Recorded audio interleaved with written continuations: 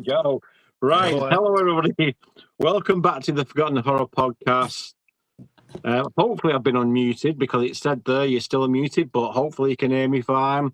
Welcome back to the circus that is the Forgotten Horror Podcast. This week we're doing an absolute vampire classic. We have got, with the release of the Arrow 4K and all the buzz that's surrounding that, Carlos, do you want to introduce our guest today? Yeah, our special guest today. I've interacted with him on a few live streams. He does do a live stream series himself, quite well known, not just in the US community on YouTube, but also the UK community. He's getting around. So I'd like to welcome Jim from Jim's Movie Channel.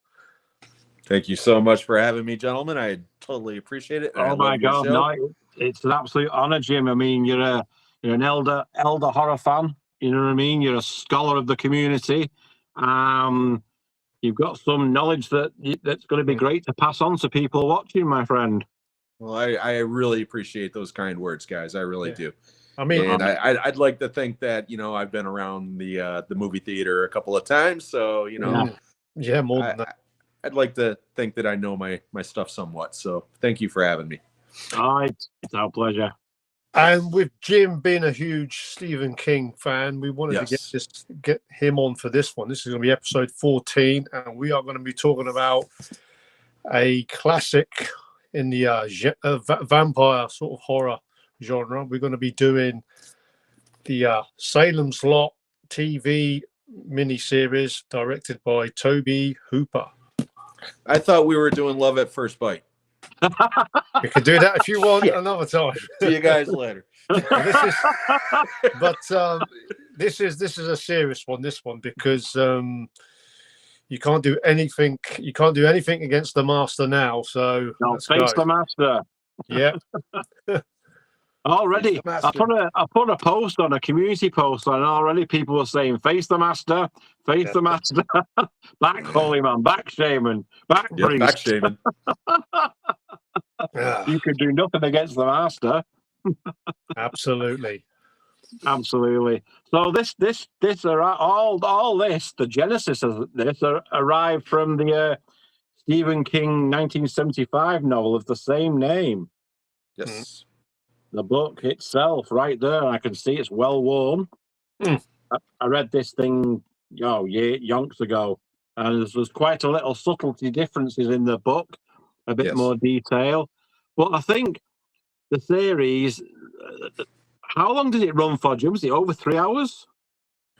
Yeah, I mean, originally it was broadcast over 2 nights, 2 hours a piece with commercials. So the runtime that I have on this thing right now is, if my eyes don't deceive me, are 183 minutes. Wow. So just over 3 hours. Yeah. There you go. And I watched this again yesterday, and it doesn't feel like a 3-hour movie. No. It really doesn't. It moves. Yeah. It's great. You can certainly tell it was built for the TV network, with the character building and things that was being prolonged rather than lots the action scenes. The fade ins and fade outs. Yeah. And the cast at that point, the majority of the cast were TV actors. I mean, the lead, Ben Mears, was David Soul, who was huge with Starsky and Hutch at the time here in America. Yeah, I love that series. Yeah. And then some of the other actors, though, what I loved about it, and I learned this from watching the commentary with Tobe Hooper, was he purposely cast some of the older actors for personal reasons, like Lou Ayres, who plays the teacher. Okay. Yeah. Apparently, Tobe Hooper was a huge fan of All Quiet on the Western Front, the original version from the 30s, and he's the star of that film. So that's the reason why he cast him for this. Even cooler, Elijah Cook Jr., who plays Weasel, and Marie Windsor, who plays Eva, who runs the boarding house. Okay, he cast those two because they were together in Stanley Kubrick's The Killing. They played a married couple. Yeah, and they hadn't worked together since then, and he wanted to get those two together. Elijah Cook was actually out of work at the time, and because of Salem's Lot, it jump-started his career again. So, I mean, shit like that I just find fascinating, Marjorie Glick, who's the mother of the Glick boys, okay? was played by an actress by the name of Clarissa Kay. She was married to James Mason. James Mason, yeah. No idea. I had no idea. Yeah. And I found this out yesterday. The guy who plays Danny Click, okay, who I knew, is Brad Savage from Red Dawn. Okay, he was one of the kids from Red Dawn. Okay. I always thought that he was the brother of Fred Savage. He is not. No. No relation whatsoever. No. Well, but they could be brothers. Brad Savage is coming to the UK in June. He's coming to the HorrorCon here in Sheffield. So, I might swing by his table and see what he has to say for himself. Scaring everybody. Open the window, Mark.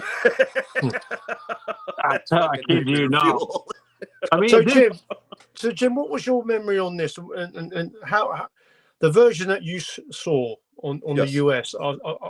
I imagine it was on CBS. Yes. Was that in parts or was it? Yeah, they broke it. They broke it into. I was talking to Davey about this before you joined us.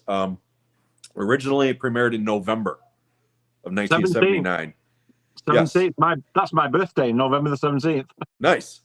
And yeah, they broke it up by a week between the two parts, as opposed to nowadays they would do it like 2 nights in a row or whatever. Yeah. But back then they didn't. So, and they also did it on a Saturday for whatever reason, because they probably thought that most people wouldn't watch horror type stuff on a Sunday. Times were different back then. Yeah. Oh yeah. But anyways, it was event TV. And I remember, as clear as the night is long, I went over to my buddy's house. I was telling Davey this. I went over to my buddy's house to watch the first part. And I had to go home when it was over. I was 12. Okay. So it was over at like 10 o'clock at night. And my buddy only lived a half a block away. I never ran so fast in my life as I ran home that night, because the way that the first part ended was Jeffrey Lewis in that damn grave with the Glick kid standing up and that's how it ended. Yeah. And okay. Having that fresh in my memory, and then having to walk home on a late fall night, wind blowing and shit. And oh yeah, man, I was convinced that little bastard was floating behind me going, "I'm coming to get you." And oh yeah, scared the bejesus out of me. It ended up being my gateway to Stephen King. Yeah. Because shortly after that, I read Night Shift, which is a collection of short stories. About 3/4 of them have been turned into movies. And then I read The Dead Zone right after that. Right. And I've been a Stephen King fanatic ever since. But I still think out of all of the TV properties, people talk about It. Yeah. Which is, for its time, was great. Okay. Or The Stand, same thing. I still think Salem's Lot is the best TV Stephen King adaptation ever. Yeah. This version. Yeah, 1979. Not the 2000s version with Rob Lowe. No.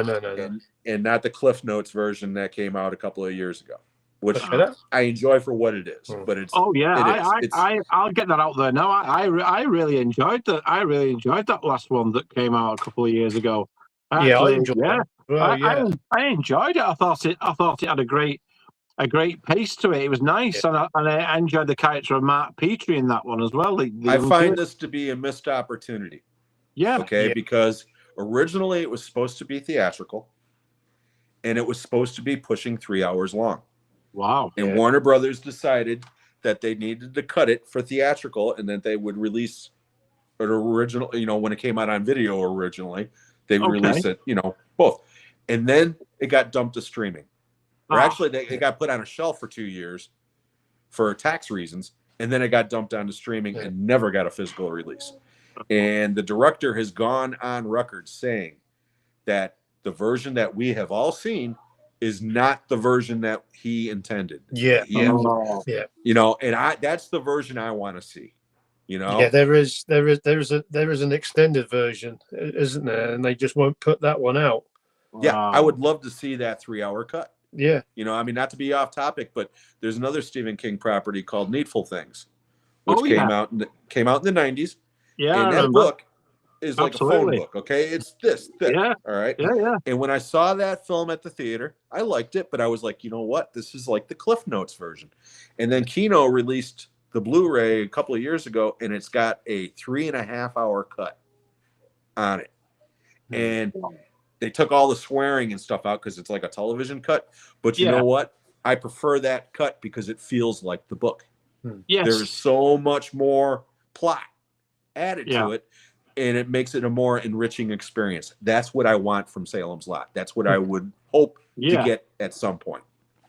Probably won't, but it would be nice. So sorry, Carl, that's what, mate. On a British view, I think Davey probably be on the same wavelength as I. I think this came out in 2 parts on the BBC TV, didn't it, Davey? It did, yeah. 1981, we got this one. Yeah. I was 8, and at that time I'd only just saw Halloween 1. My mum had shown me Halloween 1.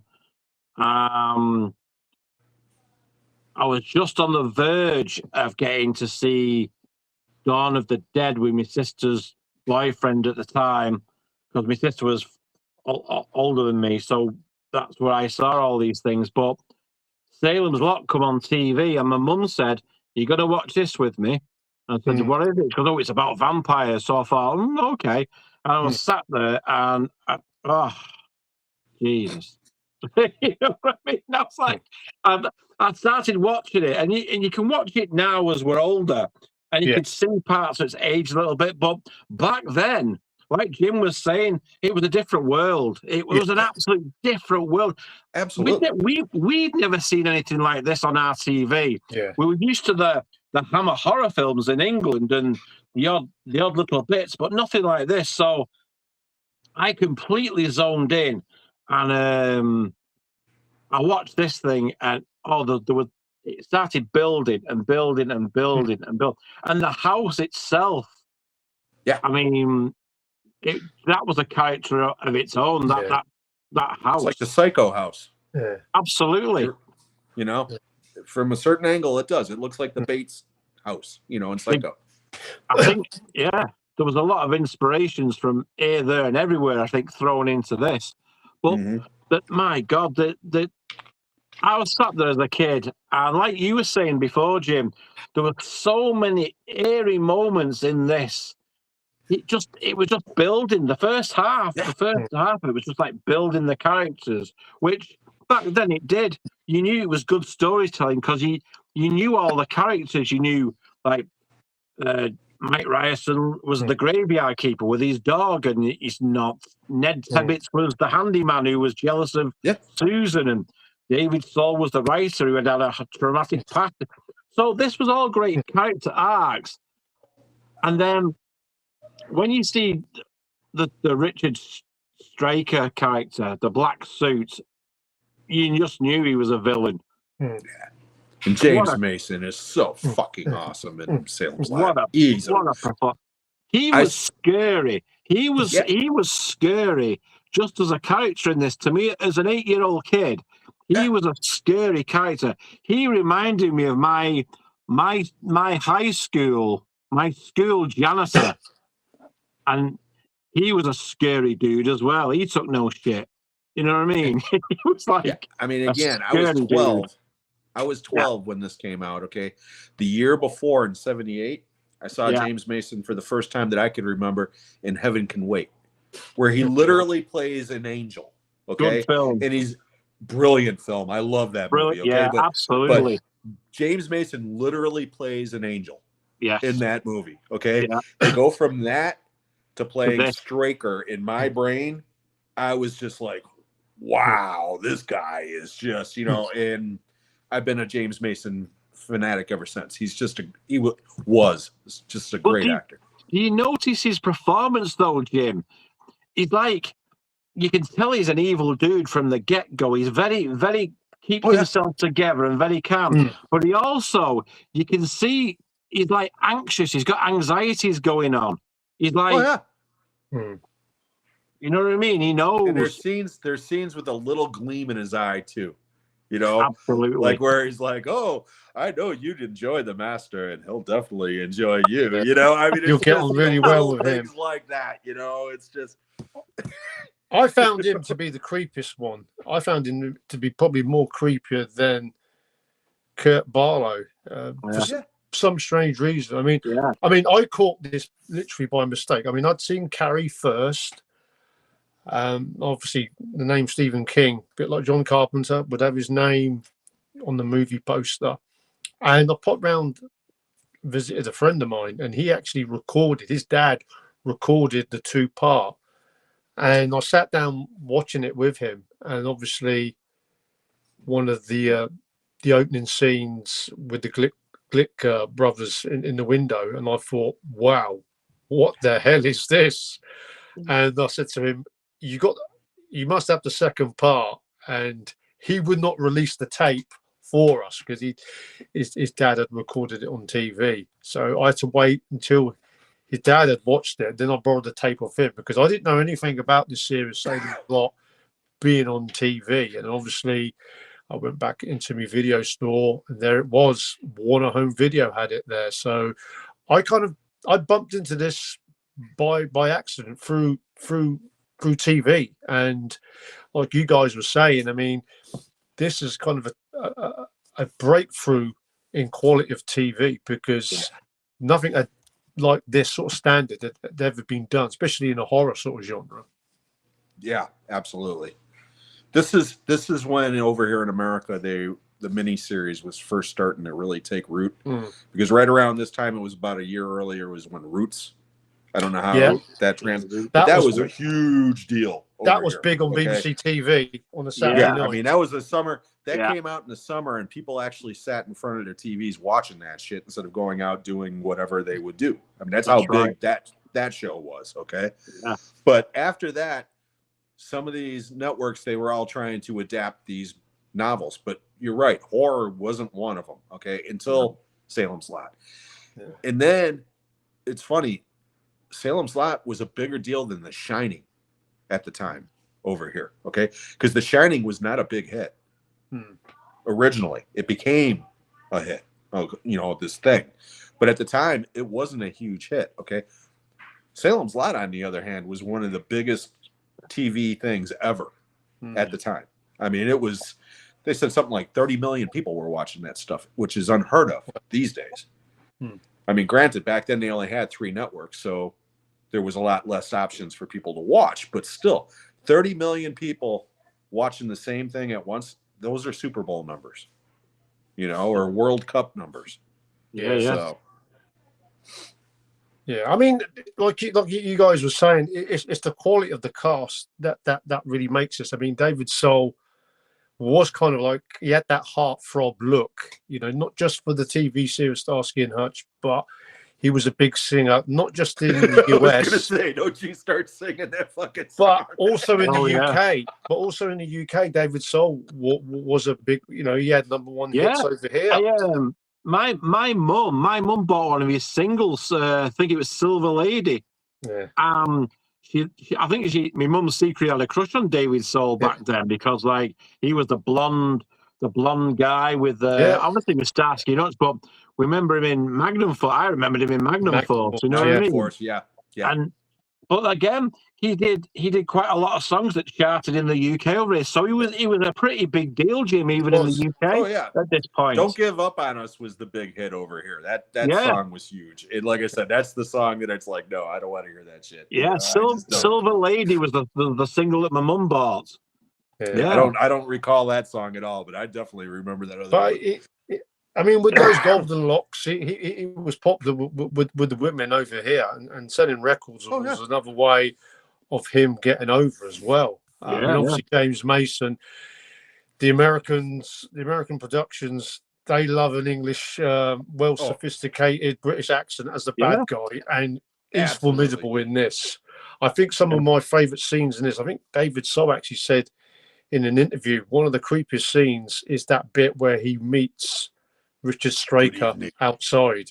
Good evening. God. Good evening. He just sits there staring at him for 30 seconds, doesn't say a word, and then it's finally.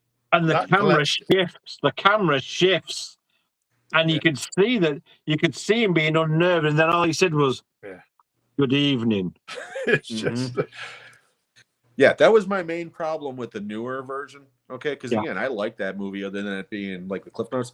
The one thing that I did not like about it was the guy that played Straker. Yeah.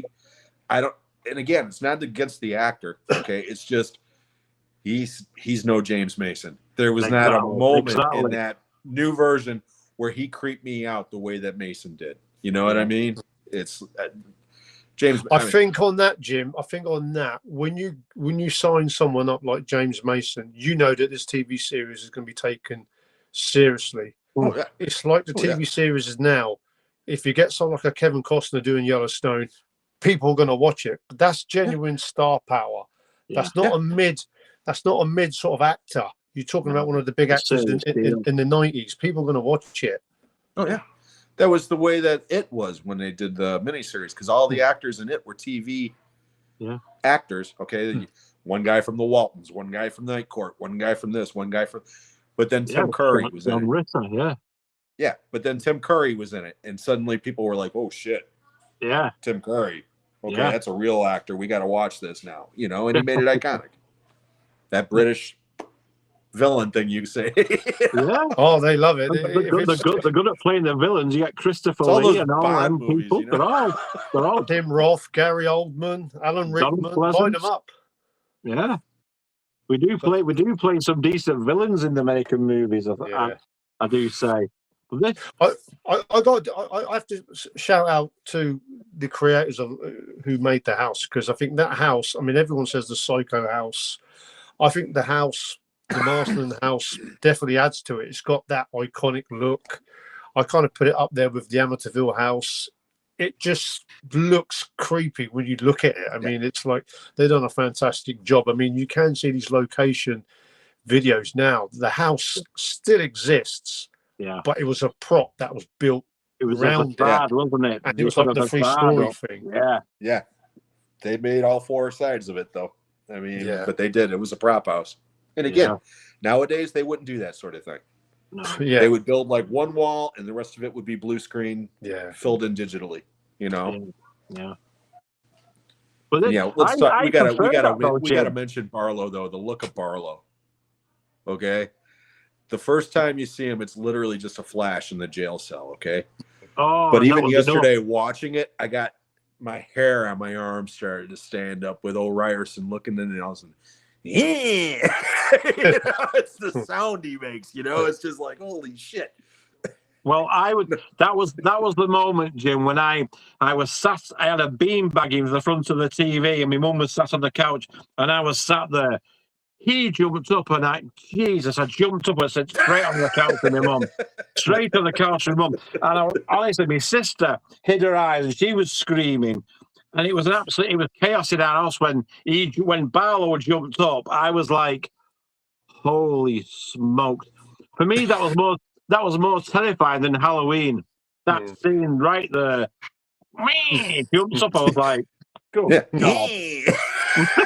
It just said noise, I also like the background stories to this, because obviously, Ben Mears, he's there for a reason. He's been pulled in. I mean, that house is being pulled in. Obviously, he's got his story of that his auntie used to work there. Also, the story that he actually had a moment where he thought he'd seen something there as a dare. And obviously he believes it's the house of evil. So obviously he's there for a reason. I kind of like that. He's kind of really drawn to that house. So, I mean, even when he starts to begin to write this new novel, he's even situated opposite the house where he can see, trying to see if he can catch things and obviously pick up on things about that house. But I thought David Soul was exceptional in this. And I like how I didn't really notice it until this last viewing. Every time they show him looking at that house at the beginning, he breaks out into a sweat. Yeah, there you go. The sweat. And I never noticed that until this time around, and I was like, "Wow, that's really good." Even the sweat around the neck as well. Yeah, you could see that. I mean, I spotted that. I spotted that back in the day only because. My mum mentioned it to me. She goes, "Look at that," because he's not scared of the place. He's sweating there, and my mum mentioned it back years ago. And when you see it on DVD and Blu-ray, and of course better quality products, now you can see it because David sold. I mean, he sold that so well. He was literally, he was afraid. He was like he was frozen in fear looking at the place.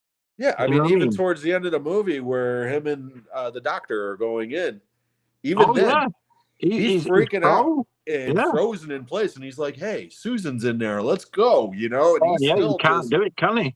I mean, that's not your typical heroic role. You know what I mean? If anything, the kid is more of a badass than he is. At that moment, anyways. But yeah, David Soul, he's very good. We haven't talked about Bonnie Bedelia. Bonnie. Yeah. No. Bonnie Bedelia played Susan from Die Hard, and that was the first time I ever saw John McClane's Bonnie is Lee J. Cobb's daughter. Yeah. Which I didn't know that. The redhead. But yeah, Bonnie Bedelia. Oh, I like the fact that this, I mean, obviously, if this was going to be a movie, a lot of the characters that are involved in the story, they wouldn't have had a slice at all. But because it's a it came out as a mini series, it had more. Yeah. The characters were more fleshed out in their stories. I mean, obviously, you get Mike, played by Jeffrey Lewis. I mean, everybody will know Jeffrey Lewis in many of Clint Eastwood's movies. Look at me. Oh, Jim, don't start that shit, Jim. That's another scene that got, look at me. Look at me, teacher. I even like. I mean, even what's his name, Cully Sawyer, the guy who realizes that his wife Bonnie's having an affair with the real estate guy Crockett. I found that a bit. Fred Willard. I found that a bit kind of like a little hilarious sort of story going on there. And obviously, he doesn't want to service his wife anymore, so he's always drinking beer all the time, and he catches his wife at it. But yeah, I mean, like, I enjoyed all the characters in this, and I think it made it. If it would have come out as a film, we wouldn't have seen a lot of it. I like it the way it's slowly paced. Rather, I think these days, too much in movies and TV series, it's like rush. So I like the slow build up for me. Yeah, well, absolutely. Again, you look at the new version, and that's exactly it. Because it's 2 hours long, it's just you lose all of that character development. As soon as I picked up the Arrow, the 4K set that you guys have got, I discarded the theatrical and just watched it back to back. I just watched it as it was meant to be, because it took me back.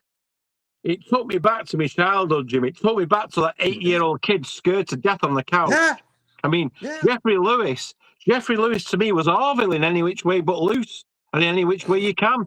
So I loved that guy. And I was like, oh my God, he's a bloody vampire. And he's like, look at me, teacher. I was like, oh, teacher, look at me. And he's pissing and he's got the face and he's like, the atmosphere. Oh, some of them scenes in that thing, my God. And it's tame by today's standards, but back then, Jim, you were 12 and you ran home half a block home as fast as the wind could carry you. Yeah, and like I said, it still creeps me out. Yeah. It doesn't scare me, okay? But again, there's moments in that movie that still make the hair on my arm stand up. It just does, and maybe that's because I saw it as a child and it brings you back to that, but that's called I saw a lot of movies as a child that freaked me out that don't have that effect on me the way that this does. Yeah, you know what I mean? PTSD, it's not my favorite. It's not my favorite Stephen King movie of all time. It's not even in the top 10. Okay, I just did a ranking recently on my channel. Okay, right. But it's damn close, and it's one that I'll keep dear to my heart until the day I die. I love it. I fucking love it. I think the scene that most people will always remember on Salem's Lot is obviously with the Glick brothers. And I think what makes that scene still creepy to this day, I think you guys will probably agree or maybe not agree, is that at that time, horror scenes with children, you didn't see it. I mean, obviously we saw The Exorcist, with Linda Blair and Regan. Yeah. But kids getting harmed in horror movies at that time was a no-no. If you saw it, it probably would have been off camera. But to see that scene, that looked really sort of scary and creepy, because obviously, as we were watching it, we were young teens watching it. And I also like the way that they've done. If you look at that sort of fog in the window, that fog, if you look at it carefully, it's actually fog reversed, going backwards. Yeah, I was going to mention that. They filmed it backwards or ran it backwards. And that's why it's got that weird motion to it, you know? Simple and effects. They had to basically invent a rig for the kids to float because they didn't want wires. Yeah. Boom. So they attached this kid to a boom crane. So he could go through the window. Yeah. You know, I mean, again, that's the type of shit that, you know, at the time it was necessity, but now you see it on screen and it looks amazing. You know, but over 40 years later. That's the beauty. That's the beauty, Jim, of physical effects. Practical effects win over CGI for me any day of the week. Oh, absolutely. Absolutely. It's called thinking out the box. You believe kid's coming. You believe that kid's coming through the window because he is coming through the window. You know what I mean? It's like you believe Jaws is there because Jaws was there in the ocean. It was coming out of the water. You see what I mean? There's a big difference than seeing it on a blue screen or a CGI screen. The practical stuff works, and Salem's Lot for me. They pushed the boundaries in every sense through that film. It was just like, I mean, miniseries, TVs. Even it was just something that stood out. It broke down the barriers to, my God, what are we going to get in the future? If we're getting this now, what are we going to get? This is unheard of. Well, 79 was a big year for vampires, okay? Because I made the joke earlier about Love at First Bite. Okay. Yes, you did, George. But that came out that summer, and it was a big hit over here. I saw it at the drive-in with my parents. I loved it. I do own it, believe it or not. It's a piece of shit, but I still love it. But more importantly, that was also the year that the Frank Langella version of Dracula came out. Yeah, right. Yeah. Which is a more stylistic. That's a sexy vampire movie. Okay. Yeah. There ain't nothing sexy about Salem's Lot. Nothing about Barlow. You know, with the possible exception of Bonnie Bedelia at the end. You know, she does make a good vampire, Jim. She does make a good vampire. Yeah, she's like Dee Wallace's werewolf in The Howling. Looks a little, cute little Pomeranian. That's right. Yeah. You'll buy that one. You'll buy that one. I mean, I've not read the book. I mean, I think Jim's read the book. I mean, I think in Stephen King's book, I read it years and years ago. I'd have to. I think check up on that. Kurt Barlow's supposed to be a sophisticated sort of man, rather than talks. Rather than we get the German sort of Nosferatu look, which this version I like because it is quite scary. Oh yeah, they tried to do that version, not to cut you off, but they tried to do that version in 2004 or whatever with Rutger Hauer playing Barlow, okay? Yeah. And I love Rutger Hauer, okay? Yeah. I mean, fucking love the man. Yeah. I hate that movie. I saw it once when it was on TV, and I've never watched it again. What a piece of shit, you know? Yeah.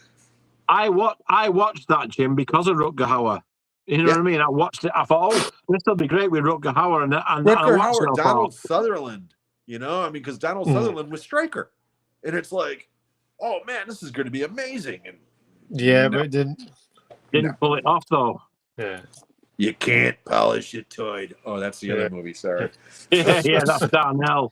But I mean, you don't actually even see Barlow. I think in running time, he's probably only on screen for about 2 or 3 minutes. Yeah. At best. I mean, the guy who actually played him, I think he went out on records. He was a bit fed up in how it came out because I'd heard this Austrian actor, his name, I forgot his name now, Reggie Nader. I think there was extra scenes that he was involved in it, but they didn't put them on there. So I don't know. I mean, if that's an effect that less is best. I mean, I like the build up that you don't see a lot of him, and obviously when he does come in, it's a big scene when he's there with the scene with Mark and his parents. I thought that was a real powerful thing. Yeah, I mean, good wrestling move that was. WWE. Go on. Yeah, I mean, the main differences between the book and the movie And again, it's been years since I've read the book too. But, Yeah. There's no flashback of Ben as a child, because they do show him as a kid in the Marston house with the ghost. He kind of mentions it in passing in this version, when he's talking to Matt about it. But the other big thing, like you said, Barlow talks. He's a little more sophisticated and this and that and the other. And Father Callahan is much more prominent in the book than he is in the miniseries. I mean, in the miniseries, he's in 2 scenes. Yeah, he is, yeah. In the new version, same thing. He's in 2 scenes, so it's like, whereas in the book, he's one of the main characters. Yeah. So. Yeah, he's all the way through it, isn't he? He's like a link to everything, isn't he? Yeah. He's a drunk and his faith is not what it should be in the snap, but he's one of the main characters. Yeah. And so, but I like the book, but I'm not one of the, there's certain movies that I watch and I'm like, you know what? I like the book more. It's not as good as the book, Yeah. Salem's Lot, to me, the miniseries to me is just as good as the book. Yeah. Because I was going to say that book to me was never one of his strongest books in the first place. It's a good book, but it's not The Shining. It's not The Dead Zone. It's not Carrie even, so. Yeah, the book has like them differences. So I think the miniseries, I think it captured all the elements better. You know what I mean? It enhanced the characters more, because you didn't need the priest to be all the way through it, because he wasn't really involved. He was just going to get off by Barlow anyway. Right. So having James Mason take much of the lead villain role was genius, really. Yeah. Because he sold that. He was just a scary dude, wasn't he, in this film? Like I said, he's the main draw of it, in my opinion. He's just so good. Yeah. I wouldn't be seen in that antique shop for shit, I tell you. Seriously. I mean, I think he's just a great actor. I mean, I think the first thing I ever saw him was in was it The Boys from Brazil? He was in that one. Yeah. But just, I mean, in a few of those scenes with David Soul, you just get the glare. Even when he's driving in the car, you just get the glare. He doesn't even say anything, and that's a mark of a great actor when they can do scenes like that. They can play a good guy, they can play a bad guy.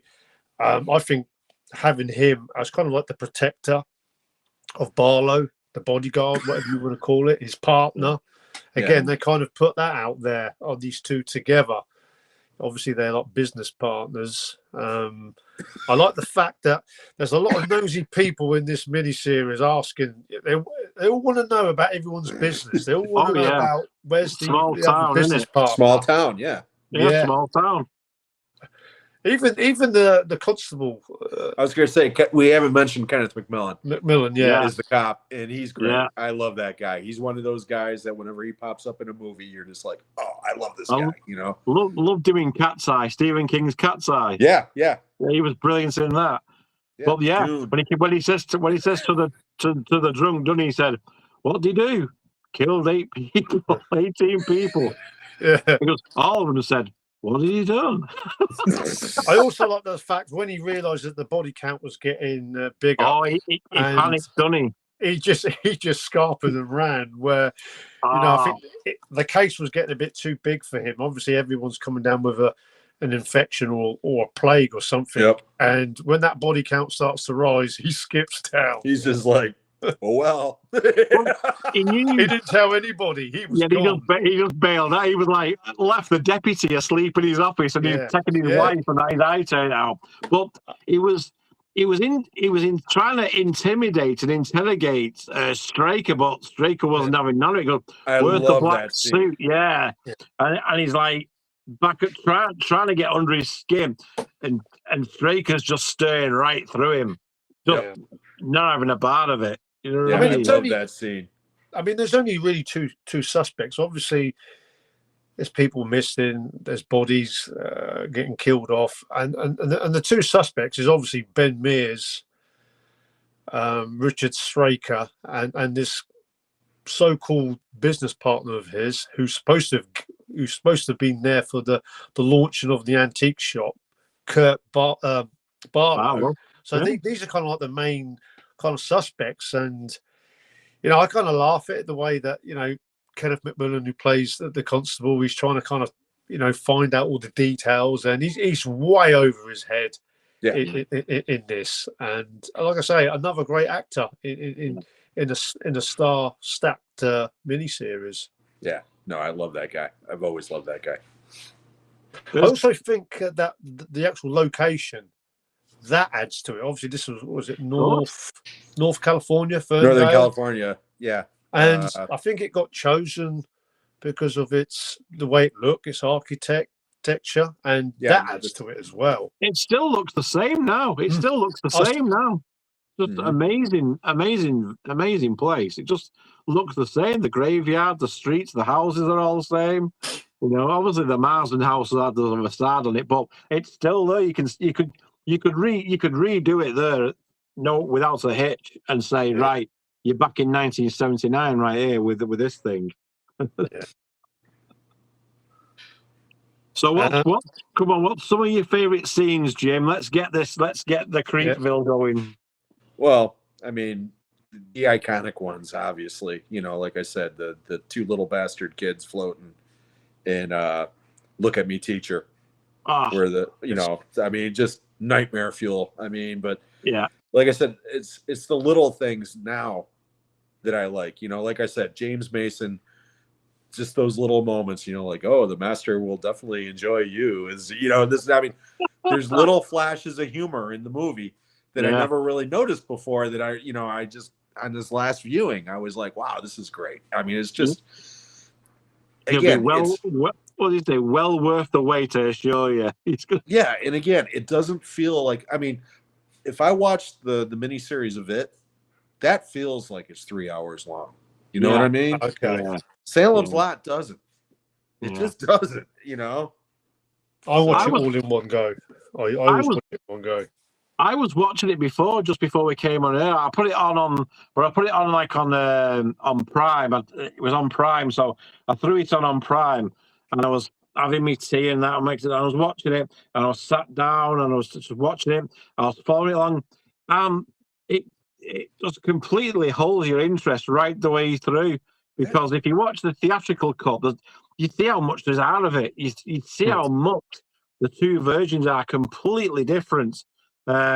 You've got to watch it in the whole 3 hours. You've got to watch the 3 hours. Yeah, I haven't seen the theatrical cut since the 80s when it was on cable. Yeah, and I was like, oh, I wonder what the difference is. I thought maybe they would crank up the gore or something, And I was like, no, man, it's just it's worthless. Another scene that got me, Jim? Danny Glick's mother waking up in the mortuary. And they got that, he's got the lollipop stick as a crucifix, you know what I mean? And the first thing, like, she's got the sheet over and she gets up and she's like, Danny, where are you, boy? I thought, oh, Lord. And then when the sheet comes down, you see the eyes and the teeth. I thought, suffering night. I was sat there thinking, I'm never going to sleep for a month after this thing. You know what I mean? Where are you? And because the doctor doesn't believe it, does he? He's a naysayer. Holy shit. He don't see anything till he actually walks in the house right at the end of the movie, does he? I mean, he doesn't believe it, does he? Oh, well, he's seen sat there like. He gets the scalpel and slashes her arm, which is quite a nice effect. And then she just knocks him into the thing, and the doctor just sees his ass completely because it's just, holy shit. Yep, he suddenly became a believer very quickly. That sobered him up pretty quickly, didn't it? It slapped him across the face. But there was a bit of a comedic moment in that when Ben puts the cross on her head. No, we see smoke and guns and all that, but she just sort of goes and just disappears. Just disappears, and then the tables get thrown over. Yeah, that's the one moment that just doesn't quite work. Yeah, but again, with the limitations of a TV network movie from the 70s, yeah, I'll take it. I'll take it. At the time, it works. You know what I mean? It really did work. And I do like I'm sorry, but I like the version in the miniseries of that scene better than the new version, where he's trying to tape the sticks and he can't get the tape to work, and it's like, dude, you've never taped something together. It lights up and it just flakes.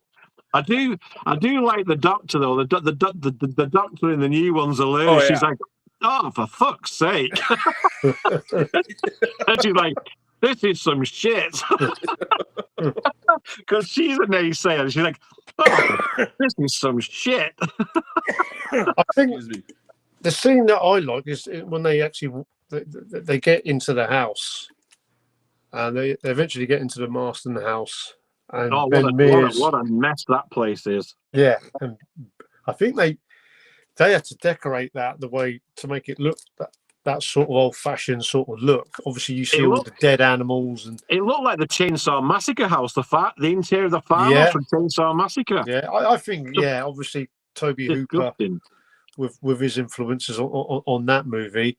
Oh yeah, I like the idea when Ben Mears is there and he's there with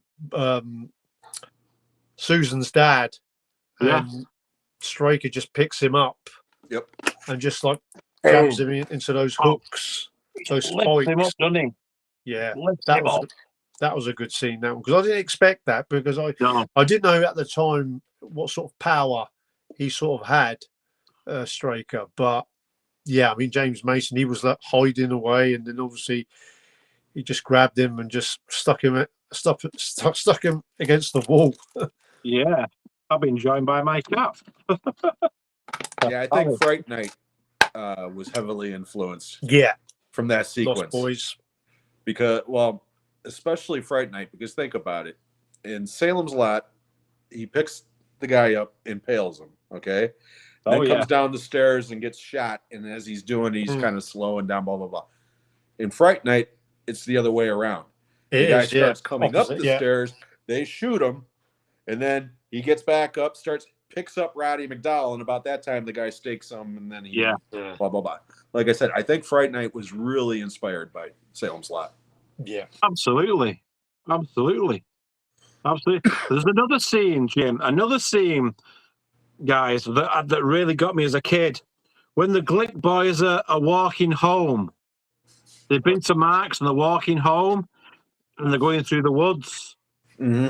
And straight away, I was like, shit, here we go. And then the wind picks up. Cue the wind. And you see, and I've noticed now on the 4K, you can see Danny Glick he runs and leaves the little Ralphie, but he seems to fall into the bush. That's it. Yeah. And the little one's on his own, and then next thing now.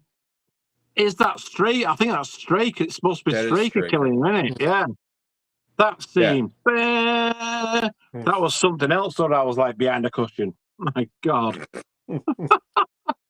Yeah, that was Straker bringing home the tender morsel.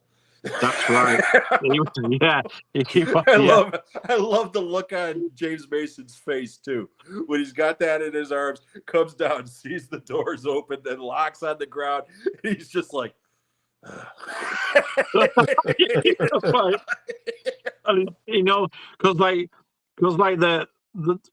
the crate's all destroyed. It's all in bits. So something's broke out of there. You think, oh God, now what the hell? And he's there with putting the little body bag on the thing, and he's like a proper mortician, isn't he? He's like, But when he first sees those chains on the floor, there's just one brief moment, man, where you can just see on his face where he's like, oh shit. He is human after all. Yeah, absolutely. There's so many. I've got so many memories attached to this thing from watching it since I was a kid to like an adult watching it. It's one of them that you can never tire of. Right. You just put it on and it's effortless. A lot of films, when you've watched them like when we were younger, they drop off as we get older. Mm-hmm. This never has. I can watch this any day of the week at any age and still go, oh yeah, I remember when this bugger jumped up in the jail cell and scared me to death. Oh, open the window, Mark, and then look at me, teacher. Oh. Yeah. Fucking nightmare fuel. Oh, honestly. and I mean, now we got it a couple of years later because you had it first over there, Jim. But again, 1979 over there. What was on the TV for you guys over there at that sort of time? Nothing like this. I mean, that was, Starsky and Hutch and Happy Days and Laverne and Shirley and shit like, MASH, sitcoms and the Rockford Files, I mean, police shows like that. But this was cutting edge shit. I mean, there was a show a couple of years prior to this called Kolchak the Night Stalker. Right. With Darren McGavin. Okay. And that was like the original X-Files from, from way back when. But that started off as a TV movie as well called The Night Stalker, where he was chasing a vampire in Vegas. And he was a reporter. And that TV movie still stands up. Okay. Right. The series itself is laughably bad. Okay. But that original Night Stalker movie from 1974, I believe, because I was like 6 or 7. Yeah. And nightmares for a month. And I didn't even watch that shit. I was supposed to be in bed and I was hiding behind the couch and just listening to it while they were watching it, and just hearing it was enough to give me nightmares. I mean, truly scary shit. But again, the only other horror thing on TV, network TV that I can think of as far as this goes might be Trilogy of Terror.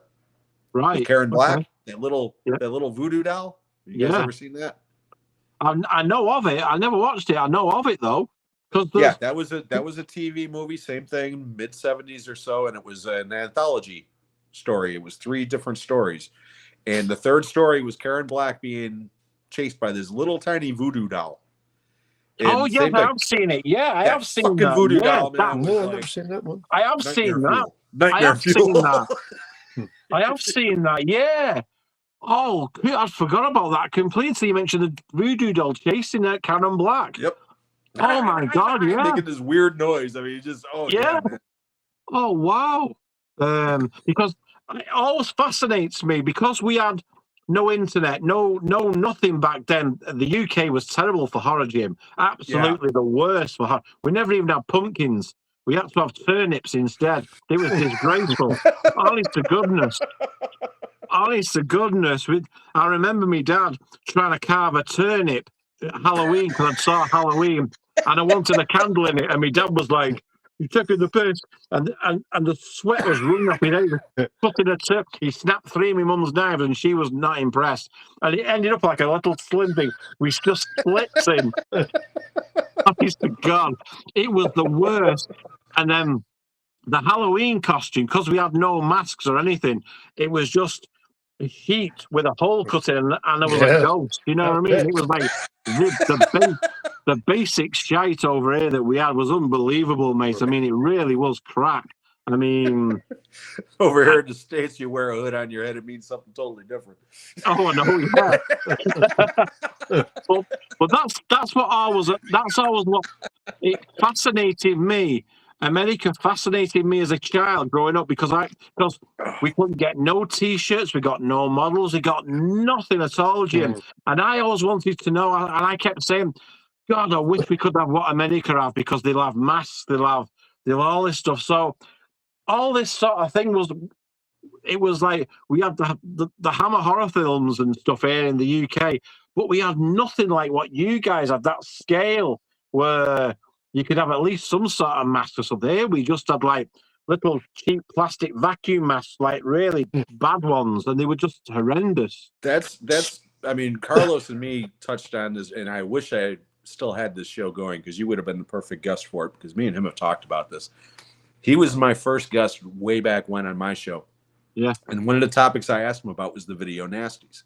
Oh, because I know that's right up your alley. Okay, but I mean, at the time, I told him I was working, at a video store at the time when all that shit was happening. I was in high school and this and that. And it just blew my mind that they would have these movies banned or whatever. And he touched on it on a certain, cleared things up for me. But I mean, I was like, just the idea of it, just, I couldn't wrap my head around it and I still can't. You know, there's a lot of people, Jim. There's a lot of people, a lot of Americans and Canadians that say that talk to me and say, "Did you not? Did you not? Did you?" So we couldn't go to the cinema. We had to be 18. We couldn't go with our parents like you guys could go with a parent to watch them. We had to be 18 and over. There was no way we were getting in any cinema to watch any of these films. Friday the 13th, forget it. Friday the 13th Part 1 and 2 was put on Section 3 and banned to like the mid to late 80s. It was absolutely insane. I mean, we were getting those on cable. This thing, this is the only uncut version in the UK, which was the preset VHS, and then straight away banned. It's never been released on a UK version uncut again. This thing, you would go to jail, serious jail time for having this, Jim. Yeah, and I saw that at the drive-in when I was 14. My God. Different rules. I'm telling you, mate. I mean, the Video Nasty Act, I mean, our government at the time, I mean, it was just chaos. I've said it on a few of my videos. It was absolute chaos. So for us to watch something like Salem's Lot on TV just before the video, I think it was a couple of years before the Video Nasty Act came out, we were like, I was lucky to see a lot of these films before they got banned because my older sister would rent them out with the friends and that. So I'd go to the flea market on a Saturday with my paper round money and I'd buy them off the video store because they used to have a video stall. And all the video shops around our area and have a stall and they'd all be piled up. So I would see, and they'd sell off the ex-rental copies, which at that time there was no sell-through. So these were the real deal. So at Halloween, Driller Killer, all the ones, I Spit on Your Grave, yeah, £1.50, mate. And £1.50 back then was like a lot of money. You know what I mean? But when we saw Salem's Lot on TV, it was like horrific, especially like where Carlos has just said, where the doctor gets picked up, he gets impaled on the antlers. And you see the blood and that, because, that was like graphic stuff, you know what I mean? Oh, yeah. Especially for that day. For TV. Absolutely. Absolutely. I was going to say one thing, as we were talking about masks. Yeah. Because one of the main characters, Mark, actually is kind of a horror movie, TV, comic geek. I mean, he's collecting masks and everything. And I kind of like that. His life. I kind of like that aspect because he's got that poster of the Wolfman on his wall. Yeah, I thought that was cool, and it's kind of like, I suppose, the Mark character and Ben Mears. They're kind of like the two unlikely heroes to this story, because obviously you see the fear. Obviously, I mean, he only really goes in. I mean, he has the fear because he actually tells the priest in what he actually saw. Yeah. Because he was the only one who's actually seen any evidence of what's actually going on. Yeah. That he'd seen one of the Glick brothers come for him, and they sort of say, you know, even his mum sort of said, "Oh, you must have been dreaming," and he said, "No, I saw what I saw." So he's kind of like all prepared. He's got his little crosses and he's got all his bits and pieces, and even when his parents does get killed off, he's all prepared with his little stakes. He's actually going to go into the basement, which he gets stopped by Susan, and that's how she ends up in the house. So he kind of becomes like a forced, but one of the unlikely heroes to this story. In my opinion, Mark has got more balls than Ben Mears. Yeah. Oh yeah, absolutely. Because he sees Barlow, this creature, not only kill his parents outright. The first thing he says, he goes, "I'm going to kill you." Yeah. Yeah. I'm not being funny, but I'd have been out of there. I'd have been legging it down that lane. I'd be hot tailing it out of there. There's no way I'd be saying, "I'm going to kill you." I'd just say, "Today's your lucky day, punk," and I'd be gone. I mean, he has a go, but I mean... No, Mark is definitely the rock star in the new version. Oh, okay. Absolutely. Oh, that kid in the new version, he saves the day. That kid is the best thing about the new version, in my opinion. Yeah, he saves the day. He's awesome. He's really good. Brilliant. But yeah, that's the whole point. You know, Ben Mears is not supposed to be a hero. No. He's an everyman. He's and frozen with fear as well. He's like dealing with you his said. own trauma and his own fear, you know. Whereas this kid, on the other hand, he's like, okay, asshole, you killed my best friends and you killed my parents. I'm coming for you. You know, so wow. What I mean, I was when I first watched that as a kid, I was like, wow, that guy's cool. That kid's cool. He's like the older brother that you always wanted because he'd stand up for you. You know what I mean? He would be like, oh no. I mean, to stand up to that creature and to strike her and say, I'm gonna kill you, and go to the house on his own. Yeah. Yeah, balls that climb, didn't he, basically. That was a guy named James Kerwin who played Mark. He was a TV actor at the time. There was a TV show called James at 16 that was on at the time that he was the star of. But then he kind of disappeared. He was in like Enemy Mine. He had a small part in Enemy Mine. And then I don't remember seeing him in anything after that. No, I've not seen him since. No. And I know he passed away like a couple of years ago. I think he might have gotten COVID or something. But wow. I think he had one of them kind of teen look that they would use in his TV series because I'd seen him mainly on TV. Yeah, he was a TV guy. Yeah. I mean, he had that sort of look of a sort of like a movie geek sort of. I thought he added to it, and even at the end when he paired off, obviously we won't give the ending away, but you can kind of see the two of them as they get away from their ordeal. I also do like the scene where obviously Ben Mears he's occupied with Barlow as he opens his coffin, but also the other vampires that are in that basement, they're kind of crawling such down. A great scene. I thought that was a great creepy scene. As hell. The crawling. Yeah, you got Jeffrey it, Jim. Lewis You got it. The crawling. They're all in there like that sort of thing, and that's Ned Tebbits and Mike Ryerson are crawling out there. They're crawling, and you can see the eyes glowing. And Mark's just by that door watching it, and you think, my God, lad, turn round, lad. And they're just right on him. And I think one of them hisses, and he turns around, and then he's like, he shuts the door. Yeah.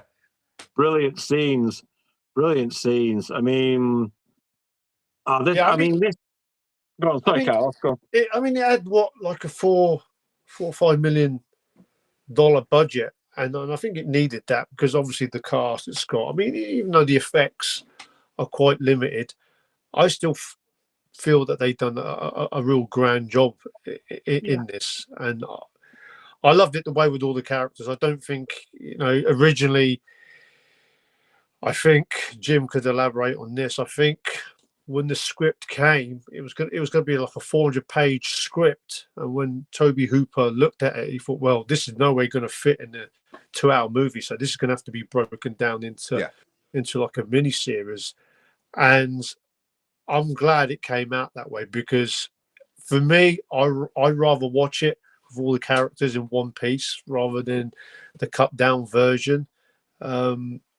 I would never go back to like the miniseries version. I mean, like you said, some countries in Europe had them in 40 to 30-minute episodes. Yeah, for me, four or five of them. Yeah, that wouldn't work for me. Not these days. I mean, these days I think movies are getting longer, not shorter. Right. So I always watch it in a 3-hour sitting. I have no problem with that. For me, if a movie's that good and I'm engrossed in it, it could be 4 or 5 hours. It wouldn't bother me at all. This miniseries is still shorter than Titanic. Yeah. That's a good way of putting it. There it is. I mean, and The Irishman. Yeah.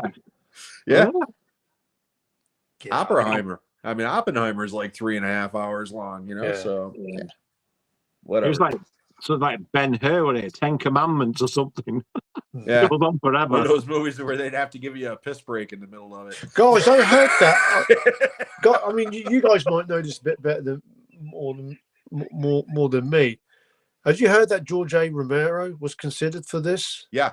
Tobe Hooper actually mentioned that in the commentary. That they went to him originally. They were trying to make this into a feature. And he wasn't and happy. That's what I heard.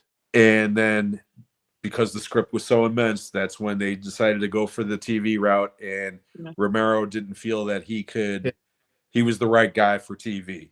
Yeah, that's what I heard. It didn't fit the vision that he had. Yeah, he couldn't do it justice, could he? Tobe, on the other hand, Tobe Hooper, on the other hand, said that the format didn't bother him as long as he had the budget that he wanted, because to him it wasn't a gory movie to begin with. Yeah. It was all about atmosphere, and it is. You know, people talk about Texas Chainsaw Massacre all they want, okay, and it's a fine movie. Don't get me wrong, okay. But I would still rather watch Salem's Lot. I would still rather watch Poltergeist. Hell, I would still rather watch Life Force. Than Texas Chainsaw Massacre, you know. So I think they came to him because I think on a budget, I think he was likely to.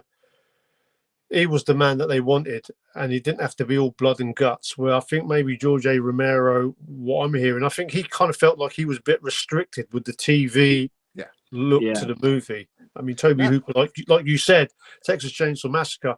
When I originally thought that with that title, I thought, man, I've got the film. This is going to be blood and guts. So when I did watch it, I was really disappointed. It's just the scenario, the setting that's scary. Yeah. There isn't that much blood in it. And he does more or less the same thing in this movie. There's very little blood in this, but it's all creepy. It's all atmospheric. That's what really does it. Yeah. It's the sets. It's the sets.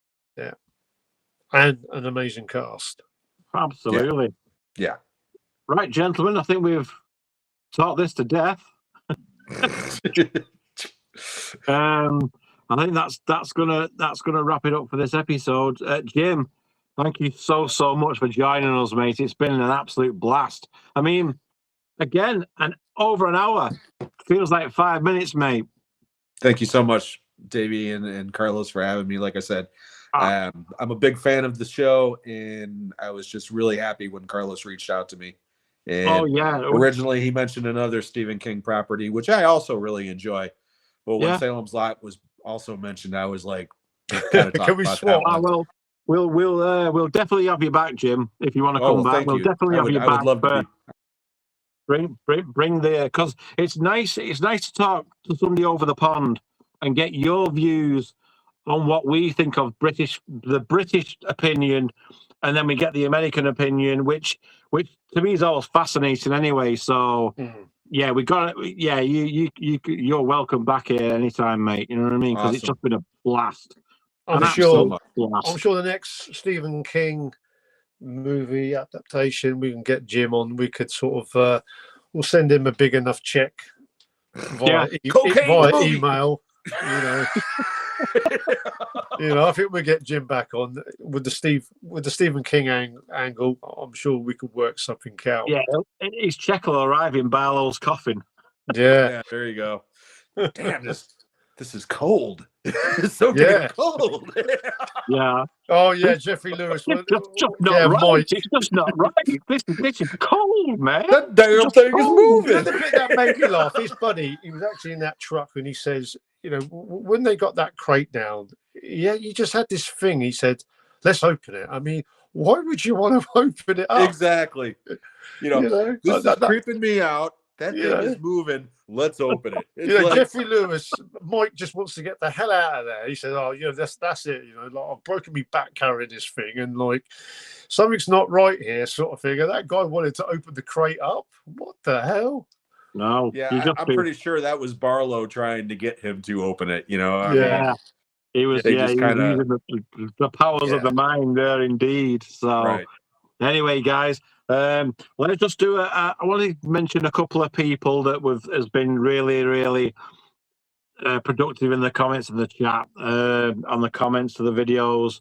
I just want to say thank you to Steve Mackham, Wayne, My Chunky Lord, Rando, Clara. We've got Zach. We've got a whole bunch of cool people that always share their memories, Jim, with us.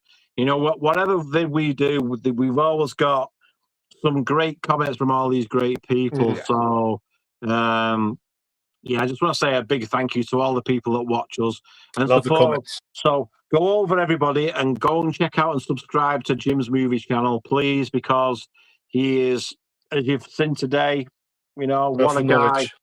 He's the knowledge. He has got he's a fellow movie thespian with a lifetime of knowledge and memories, which we've had a laugh today with. So please go and check him out.